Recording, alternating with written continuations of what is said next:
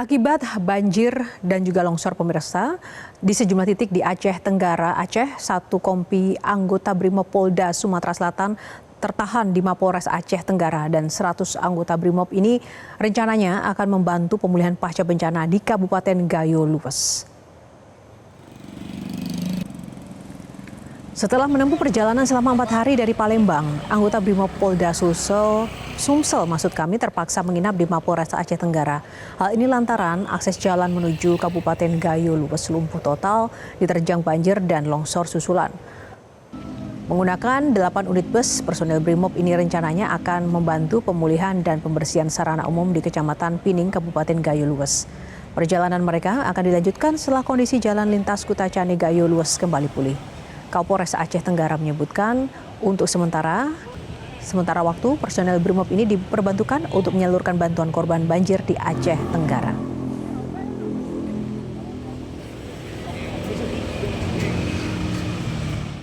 Baik, ini adalah dari kompi yang ada di Brimob Polda Sumsel. Ada 100 dengan dan satuan setingkat kompi. Jadi tujuan mereka ini naik bis ke Gayo Lues. Kebetulan tadi malam ada banjir yang menyebabkan tanggul jebol dan tidak bisa dilalui oleh bis. Jadi tujuannya ke Gayo Lues untuk perbantuan masyarakat yang ada di Gayo Lues yang tertahan di sini dan sudah menginap tadi malam di sini sampai hari. Kapan ini berangkat kemudian?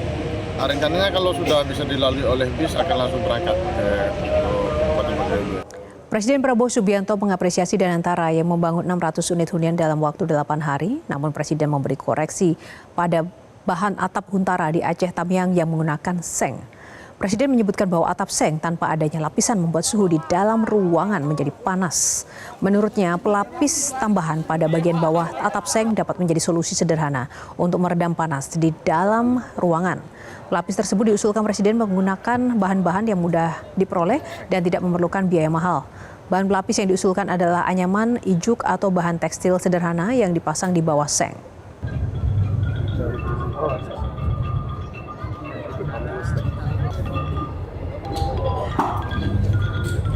Sedikit saya tanya, bagaimana ini, ya kan? Seng panas. Coba dipikirkan, kalau bisa kita kasih apa solusi? Mungkin solusinya tidak usah mahal-mahal.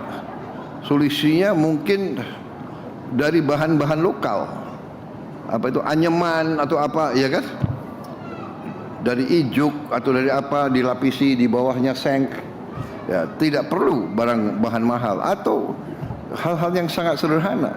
Mungkin ya, mungkin cukup dengan bahan tekstil ditutup di bawahnya seng itu. Jadi hal-hal semacam itu nanti kreativitas daripada orang-orang lapangan. Tapi yang fokus kita adalah bagaimana kita bisa meringankan penderitaan rakyat kita. Menanggapi koreksi Presiden Prabowo terkait Huntara yang menggunakan atap seng, BNPB siap melakukan evaluasi. BNPB menyebutkan bahwa pembangunan Huntara bagi warga terdampak bencana di Aceh, Sumatera Utara, dan Sumatera Barat sudah maksimal. Dalam konversi harian, Kepala Pusat Data Informasi dan Komunikasi BNPB RI, Abdul Muhari menyatakan, sebanyak 1.050 unit hunian sementara di 3 provinsi terdampak telah dibangun. Sementara untuk evaluasi Presiden Prabowo tentang pemasangan atap seng, ia menyatakan BNPB siap menindaklanjuti. Bahan yang akan digunakan untuk lapisan atap seng akan disesuaikan dengan ketersediaan daerah masing-masing.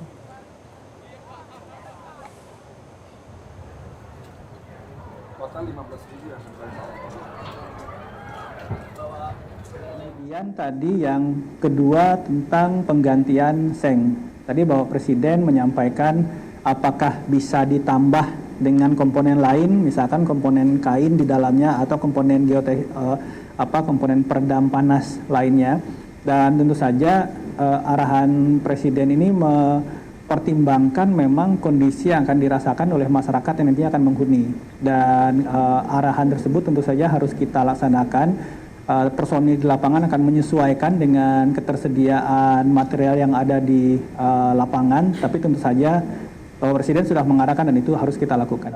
Di tempat pengungsian di Desa Batu Hula, Batang Toru, Tapanuli Selatan terdapat seorang relawan yang jasanya tidak bisa dipandang sebelah mata. Mereka adalah juru masak atau biasa disebut dengan pardangdang. Mereka lah yang menyiapkan kebutuhan makan dan minum untuk para pengungsi setiap harinya.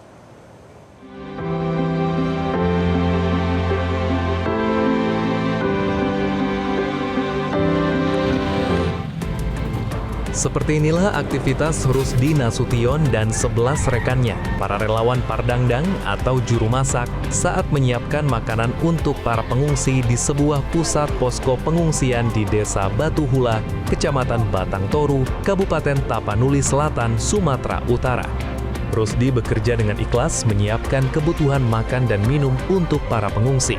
Setiap harinya, para relawan memasak hingga 500 kg beras untuk 1.365 pengungsi. Ini bilang mardangdang, pengungsi. Itu apa aja Bang yang kita masak? Yang dimasak air minum sama nasi. Kalau nasinya ada berapa banyak setiap harinya ini?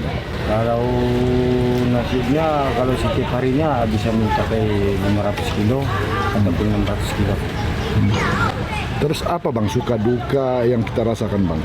Kepanasan, capek gitu. Kalau suka duka yang kita rasakan ya capek, panas, ya gimana dah. Rusdi harus berhati-hati saat menyiapkan makanan, sehingga selain rasanya nikmat, menu makanan yang disajikan juga tetap sehat bagi para pengungsi. Terlebih terdapat banyak balita, anak-anak, dan lansia yang turut mengungsi. Sebagai relawan, bagi Rusdi melihat ekspresi para pengungsi menikmati menu makanan yang ia sajikan merupakan kebahagiaan tersendiri. Dari Tapanuli Selatan, Sulaiman Siregar, Metro TV. Jelajahi cara baru mendapatkan informasi. Download Metro TV Extend sekarang.